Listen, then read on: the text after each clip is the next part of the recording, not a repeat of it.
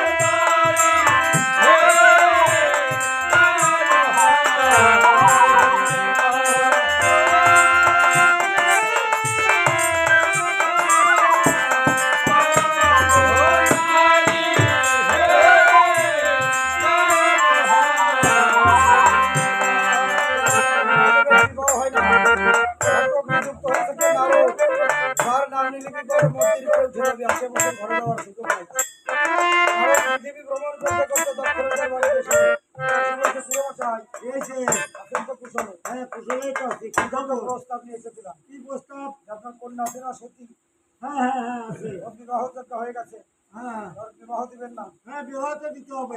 একটা পাত্র পাত্র পাত্র কোথাকার কে?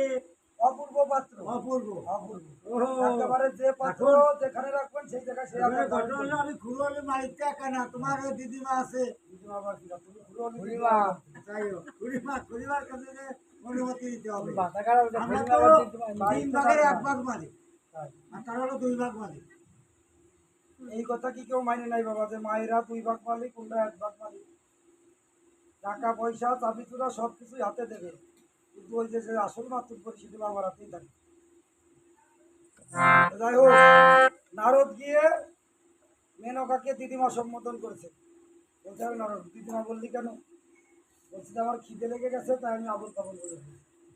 কে দেয় একেবারে বাবা রাজার বাড়ির খাবার ঠান্ডা মিঠাই সন্দেশ রাজভোগ যাচ্ছিল খেয়ে দেয় একেবারে বাবা গণেশ হয়ে বলতেছে পূর্ণিমা বিয়ের বিয়ে ঠিক করছি কোথায়? তোমারও তো কিছু জানা লাগবে না। নারদ তো বড় চতুর, নারদ কিন্তু চতুর যুগে আছে তার যুগে নারদ যদি মনে করে আপনার দিকে মানে বসতে বুকু চড়াইতে পারে, আবার যদি নারদ মনে করে পারে আপনাকে হরি দর্শন করাতে। নারদ কিন্তু দেবর্ষি নারদ দেবতা এবং ঋষি কিন্তু দেবর্ষি। নারদ এই কথা বলে তার একটা শব্দ আছে আমার মামার সঙ্গে তোমার কন্যার বিয়ে হচ্ছে তুমি সেই সম্পর্কে আমার দিদিরা। আমাদের বংশের রীতি আছে শাশুড়ি ঠাকুরানি বরণ করতে হবে বলে এই বলে ওই বনমাঝে গিয়ে 10-15 সে বলে শিকরণে বরণ বরণ করতে সে সম্পর্কে বলছে মামা আসতে তোমার বিয়ে ঠিক করেছি। আমার খুব ভালো কাজ করছিল চলে যাই সেজে গুজে তো যেতে হবে তা তো সাদাবা তুমি ভাগ্নি আছো না মামা থাকলে ভাগ্নি থাকলে মামা তুমি ভাগ্নি তো আসো মামারে তো নারদ কি করেছে মনে মনে ভাবছে দেবাদিদেব মহাদেব জগৎ সংসার সকল দেবতার পিছনে লেগেছি বাদ আছো তুমি তোমাকে কিভাবে অপমান অপদস্থ করতে আমি নারদ ভালোভাবে জানি। শ্মশানে গিয়ে একটা কাঠ বেশি করেছে কয়লা সেই কয়লা এনে তাকে ভালোভাবে বলছে মামা তোর দর পণ্যে কিভাবে দেখবে বাইক নিয়ে সাজাচ্ছে নিশ্চয়ই ভাবে মামার পণ্যে দেখবেন শান্তিপুরে ধুতি আছে ওই যে শান্তিপুরে ধুতি ব্যাঘ্রচর্ম অনেক চেষ্টা করেছে কোনোভাবে তাকে কি করবে কোনো আসতে কত করে ধরে নিয়ে এসেছে বলছে হলো তোমার বেল্ট শক্ত করে তোমার মামা তো ধরে গেছে মাথায় দিয়েছে সর্ব হাতে দিয়েছে সর্ব গলায় সর্পের মারা মহাদেব বলছেন আরো বিবাহ করতে হলে বরযাত্রীর প্রয়োজন বনমাঝে গিয়ে যত ভূত তাদের নিমন্ত্রণ দিয়ে এসেছে স্বর্গে গিয়ে দেব তাদের নিমন্ত্রণ দিয়ে এসেছে। এবার জামাই যাবে কিসে সব আহ্বান ওই যে নন্দী ওনার ষাঁড় আছে, বাহনে চলে যাচ্ছে। আগে আগে দেবতাগণ, মাঝখানে দেবতাদের মহাদেবের দৈত্য করে হাতে দাঁড়িয়ে আছে। আর ওই যে শঙ্করের পারিষদ বর্গ এই ধৈর্য করতে করতে পথের মধ্যে ধুলা ছিটিয়ে একই সঙ্গে কলকালো পথে ছিল যত ধুলো উড়ে গিয়ে পড়েছে মহাদেবের গায়ে। আমি তার অবদান দিয়েছে। এই অবস্থা দেখে শাসন ঠাকুর জামাই তো বড় দূরের কথা কি করা যায়। ওই স্ত্রীগণ জল দিয়ে চেতনা শক্তি ফিরিয়ে এনে বললো, দেখছই এই লগ্ন যদি কন্যার বিবাহ না দিস কন্যা কিন্তু লগ্ন ভ্রষ্ট হবে। আর যেখানে দেবাদিদেব মহাদেব বিবাহ করতে এসেছে সেখানে দেবতাদের বাবার ক্ষমতা নিয়ে গিয়ে গেল। শোনালাম কি কথা হবে বলো, তুই যা গিয়ে জামাই বরণ কর। এদিকে দেবাদিদেব মহাদেব যখন উলঙ্গ হয়ে তরঙ্গ করলে মা দুর্গা ধ্যান করতে শঙ্কর বিবাহ করতে এসেছে। যদি আমাকে বিবাহ করতে চাও সত্য সেই রাজরাজের সঙ্গে মা দুর্গার অনুরোধে মা দুর্গার আদেশে শঙ্কর ওই রাজরাজেশ্বর এসে বিবাহ করতে গিয়েছিল। কিন্তু বিবাহের আগে কি ঘটেছিল? তোমাকে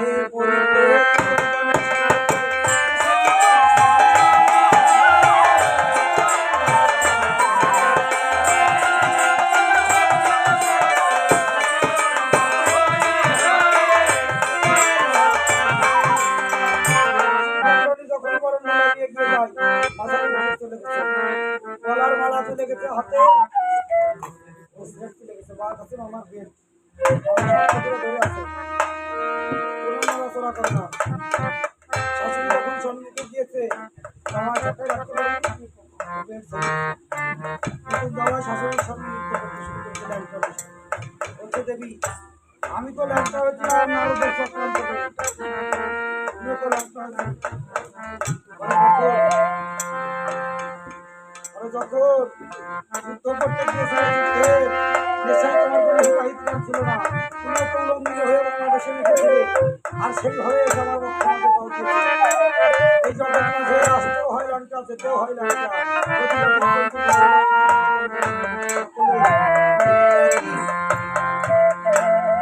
অনুসরণ করে কথা বলে লাভ নেই। এখানে কেন এসেছো? বলছে লঙ্কার রাজা রাবণকে রক্ষা করতে হবে। শঙ্করকে লঙ্কার রাজা রাবণকে তুমি বর দিয়েছো, ওকে তুমি রক্ষা করবে। শঙ্কর বলছে রাবণকে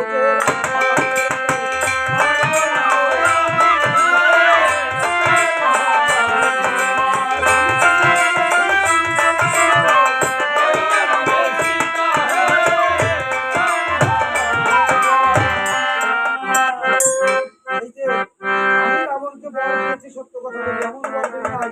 আমার বরে বলিয়ান হয় তুমি আমার গুরু পত্নীকে হরণ করে নিয়েছো। শিবের গুরু রাম, রামের গুরু শিব, দুই দেহ একাত্মা হরি হর। চলে আমি যাবো রাবণের জন্য কথা হবে না। শঙ্কর বলছে, দেবী বলছে শঙ্কর তবে আমি থাকবো রাবণের পক্ষে, তুমি থাকবে রামের পক্ষে।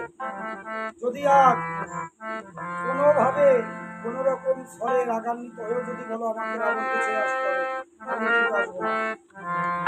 কেননা দেখবেন বাবা, এই যে আপনাদের মন্দিরে মায়ের মূর্তি নবকলেবর হয়েছে আর পূজার বোধ হয় 22 দিন আছে। 22 দিন পরে এই মহামায়া একটি বছর পর 5টি দিনের জন্য ধরাধামে আসছে। এই মায়ের পূজায় আমরা কত কিছু আড়ম্বর ব্যবস্থা করি, আর অনেকের কোনো কিছু উপায়। প্রথমে দেখবেন কথা বলি, আমাদের অনেকেরই মনে মনে বাসনা জাগে যে আমরা বাড়িতে একটা মন্দির করব। এটা হচ্ছে আপনার আগ্রহ প্রকাশ করতে বাড়িতে একটা মন্দির করবার পর আপনার মনে মনে ভাবতে হলো যে মন্দির যেহেতু করেছি কোনো দেবতাকে তো প্রতিষ্ঠিত করতে হবে। তারপরে সত্যি বিগ্রহ যে কোনো দেবতার মূর্তি, তারপরে আসলো কিছুদিন পূজা অর্চনা করলেন, তারপরে ভালো লাগে না, সেটা বলে অনুগ্রহ। আর তারপরে কি মোটেই কোনো কিছু ভালো লাগে না, তাকে বলে জলগ্রহ।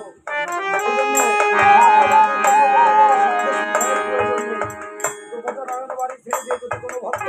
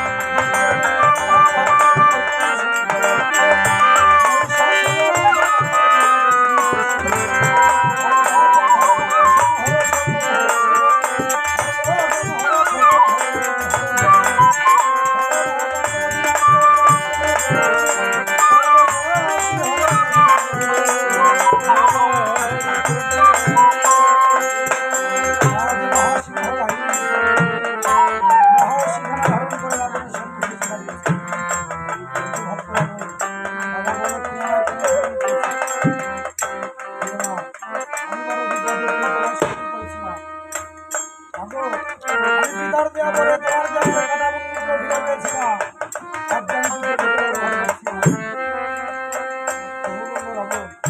আমি এখানে এসেছি দরকার বলে আজ বা সামনে যদি দরকার নিয়ে যাবো। দেখি জগৎ বলে এমন কোন দিন আছে কোন ধনধারী আছে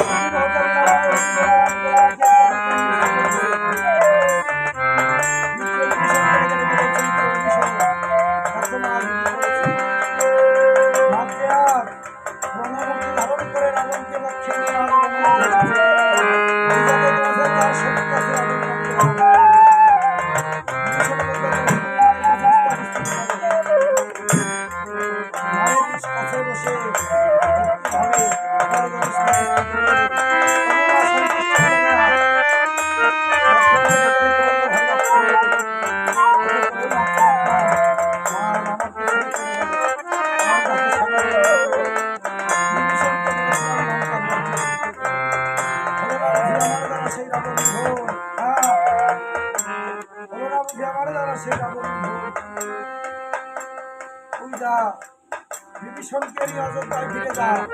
আমি আমার জননী সীতাকে রেখে আর কখনো অযোধ্যায় যাব না। আরে আমি যাব না।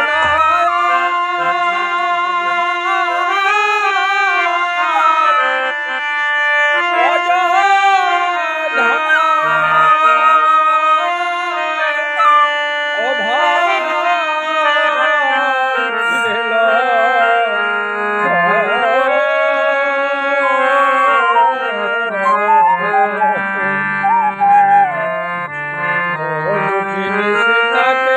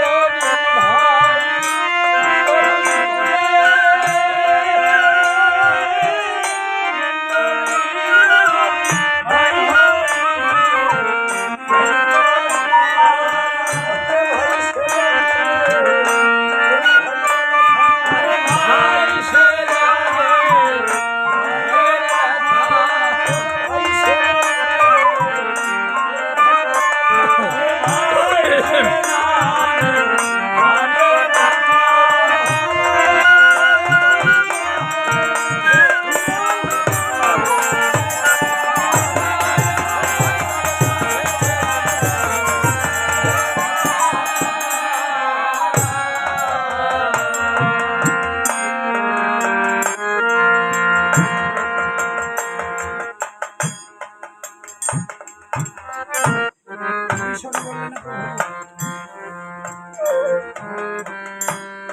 আমার লঙ্কার রাজ্যের প্রয়োজন নেই। আমি যখন রাজা শত্রু তোমার যদি কখনো কোনোদিন ভাবতে হয় সেদিন তোমার কাছ থেকে লঙ্কার রাজ্য হবে। লক্ষণ বললেন, দাদা এই যজ্ঞ তোমাকে ছোট ভাই হয়ে বড় ভাইয়ের মৃত্যু দর্শন করতে পারবো না। আর আমার হাতে আমি কখনো তোমার আমি কিন্তু কখনো কোনো থেকে কোনোদিন যদি সম্ভব হয় তুমি আমার নামে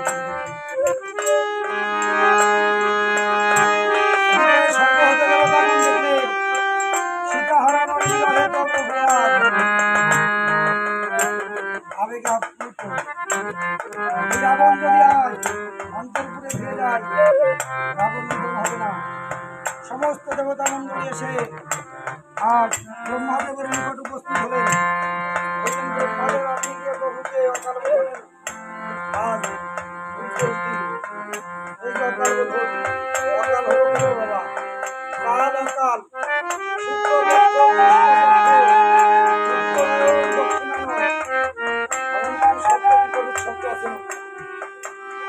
দেখবেন আমরা মনুষ্য জাতি নিজের বাবাকে থাকি রাত্রে ঘুমাই। বাথরুম দেবতা ছয়টি মাস জাগরিত। কোন 6টি মাস ঘুমন্ত? শ্রাবণ, ভাদ্র, আশ্বিন, কার্তিক, অঘ্রাণ, পৌষ। এই 6টি মাস হচ্ছে দক্ষিণায়ন। আর মাঘ, ফাল্গুন, চৈত্র, বৈশাখ, জ্যৈষ্ঠ, আষাঢ়, এই 6টি মাস হচ্ছে উত্তরায়ণ। তাহলে আমাদের দুর্গাপূজাটা কিসে পড়লো? আশ্বিন মাস যখন দক্ষিণায়নে পড়লো না। কোনো নির্দিষ্ট ব্যক্তিকে যে কয়েকদিন ধরে এই বাড়িতে যেমন দুর্দশা অবস্থা, যখন এদের আজকে রাত্রেও ডাকাডাকি করলে উঠবে, কিন্তু যখন এদের বাড়িতে শতাব্দী ভুল হয়ে যাবে ওই দিন বা পরের দিন রাত্রে কেউ ডাকাডাকি করলে একটু হলেও মনে কিন্তু বিরক্ত হয়। মনুষ্য জাতি কিন্তু বিরক্ত হয়, কয়েক রাত জেগে থাকে। আর সেখানে দশভূজা দুর্গা দেবী আত্মা শক্তি মহামায়া সকল শক্তির আধার, যেখান থেকে শক্তি সঞ্চারিত হয় সেই মাকে জাগ্রত করতে হবে। এই জন্য কি করেন ঠাকুর মহাশয়গণ? সায়ান্নে অর্থাৎ সন্ধ্যাবেলায় বিল্ল বৃক্ষ সমৃদ্ধে গিয়ে মায়ের ওখানে কুমারী পূজা করে মায়ের বিল্ল বৃক্ষে আবাহন আমন্ত্রণ নিবাস করে রেখে আসেন। পরের দিন সপ্তমী পূজার যে সময় থাকে ওই বিল্ল বৃক্ষ থেকে দেখবেন একটি ডাল কেটে এলেন। ওই ডালের সঙ্গে আরো 8টি গাছ সংযুক্ত করে নবপত্রিকা স্থাপন করে তারপর দুর্গা পূজার সপ্তমী পূজা শুরু হয়। ব্রহ্মাদেব সকল দেবতাগণের অনুরোধে গেলেন, যে বললেন, প্রভু রাবণের কাছ থেকে মাকে তোমাকে সরাতে হলে তোমাকে অকাল বোধন করতে হবে। বললো অকাল বোধন, দুর্গা পূজা করতে হবে। রামচন্দ্র বললেন অকাল বোধন আমি করবো, কিন্তু এখন তো অকাল বোধনের সময় নয়। মায়ের পূজা তো আমি করবো, এখন পূজা করার সময় নয়। মায়ের পূজা হচ্ছে চৈত্র মাস বাসন্তীকাল পূজা, বসন্তকালে বাসন্তী পূজা।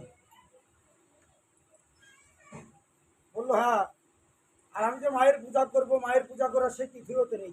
কৃষ্ণ নবমী কল প্রতিবাহিত হয়ে গেছে, শুক্ল প্রতিপদ অতিবাহিত হয়ে গেছে, মায়ের পূজা কিভাবে করবো? বললো শাস্ত্রে বিধান আছে, আগামীকাল প্রত্যুষে ষষ্ঠাদি কল্পরম্ভের মাধ্যমে ষষ্ঠী থেকে দশমী পর্যন্ত মায়ের পূজা করবেন। আপনার পূজা হবে, মা সন্তুষ্ট হবে এবং আপনাকে ছেড়ে রাবণকে ছেড়ে চলে যাবে এবং আপনার রাবণ সহজ হবে। কিন্তু প্রভু দুর্গা পুজোর তো আয়োজন করবেন, পুরোহিত্য করবে কি? যদিও রামচন্দ্র ব্রাহ্মণ, কিন্তু ক্ষত্রিয় বংশে জন্ম। রামচন্দ্রের দ্বারা দুর্গা পূজা করা সম্ভব নয়, অব্রাহ্মণও পূজা করা নিষিদ্ধ। রামচন্দ্র কি করলেন?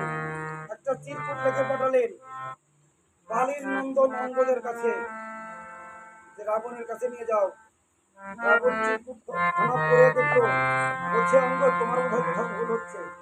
কন্যা যে আমার চির শত্রু, সে আমাকে আজ বলছে আমাকে নিধন করবার জন্য মাকে স্মরণ করছে, মায়ের পূজা করছে, আর আমি সেই পূজা করবো। তবে যাও, মায়ের পূজা সকলের হাতে হয় না, সকলের ভাগ্যেও জোটে না। মা যখন চান, প্রভু যখন চান, আমি মায়ের পূজা নিতে হাতে তুমি যাও, গিয়ে প্রভুকে সংবাদ দিও আমি সপ্তমী অষ্টমী নবমী তিথি পুজো করবো। তবে ষষ্ঠাদি কল্প আরম্ভ, সন্ধি এবং দশমী, এই তিনটা পুজো প্রভুকে নিতে হাতে করতে হবে। যদি প্রভু রাজি থাকে আমাকে সংবাদ দিও। আচ্ছা, ঠিক আছে। বিভীষণের কথায় সবুজ নদীর কূলে গিয়ে মৃত্তিকা দিয়ে মায়ের মৃন্ময় মূর্তি তৈরি করে অকাল বোধন করলেন।